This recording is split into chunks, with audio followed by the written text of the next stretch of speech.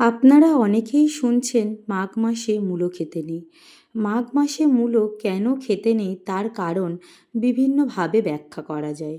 প্রথমে বলি, কথিত আছে পরশুরাম তার মাতৃহত্যার পর মহাদেবের সাথে দেখা করতে যান কৈলাসে।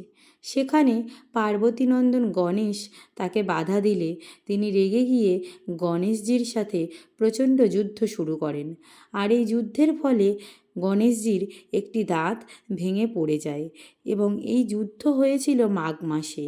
আর এই দাঁতকে মূলো ভাবা হয়, তাই মাঘ মাসে মূলো খেতে বারণ করা হয়। এটি একটি কথিত কাহিনী। এবার আমরা জানব মাঘ মাসে মূলো না খাওয়ার পিছনের আয়ুর্বেদিক কাহিনী এবং শাস্ত্রসম্মত বিশ্বাস। প্রথমেই আসি আয়ুর্বেদের কথায়। আয়ুর্বেদ মতে মাঘ মাস হল শীতের শেষ পর্যায়। এই সময় মানুষের শরীরে কফদোষ প্রকট থাকে এবং অগ্নি বা হজম শক্তি তুলনামূলকভাবে দুর্বল হয়ে পড়ে। মূলো বা মূলা স্বভাবে উষ্ণ এবং তীক্ষ্ণ ও কফবর্ধক। মাঘ মাসে মূলা খেলে শরীরের কফ আরও বৃদ্ধি পায়, ফলে দেখা দিতে পারে হজমের সমস্যা সহ গ্যাস, অম্বল, কাশি ও সর্দি। বিশেষ করে কাঁচা মূলো এই সময় শরীরের জন্য অত্যন্ত ক্ষতিকর বলে আয়ুর্বেদে উল্লেখ রয়েছে। এই কারণে আয়ুর্বেদ শাস্ত্রে মাঘ মাসে মূলা পরিহার করতে বলা হয়েছে। এবার আসি শাস্ত্রসম্মত ব্যাখ্যায়। হিন্দু শাস্ত্র অনুযায়ী মাঘ মাসে অত্যন্ত পবিত্র মাস।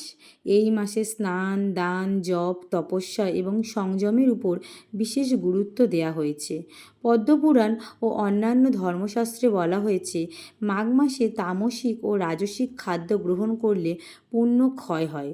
মূলা শাস্ত্রমতে একটি উত্তেজক ও তামসিক প্রকৃতির খাদ্য হিসেবে বিবেচিত।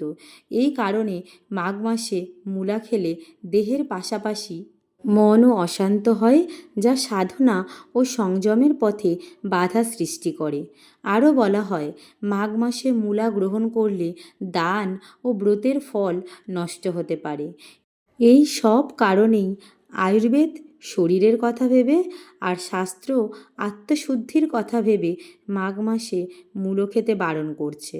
সব মিলিয়ে বলা যায় মাঘ মাসে মূলা না খাওয়ার পিছনে কেবল একটি কাহিনী নয়, বরং রয়েছে স্বাস্থ্য, সাধনা এবং সংযমের গভীর দর্শন। এই কারণেই আমাদের পূর্বপুরুষেরা বলতেন মাঘ মাসে মূলো ত্যাগ করো, শরীর ও মন দুটোই সুস্থ রাখো। ধন্যবাদ। এই ধরনের শাস্ত্রীয় ভিত্তিক বিষয় বৈজ্ঞানিক ব্যাখ্যায় শুনতে চাইলে চ্যানেলটিকে অবশ্যই সাবস্ক্রাইব করে রাখুন এবং পাশে থাকা বেল আইকনটিতে প্রেস করে দিন। ভিডিওটি ভালো লাগলে লাইক, কমেন্ট, শেয়ার দিতে ভুলবেন না। নমস্কার।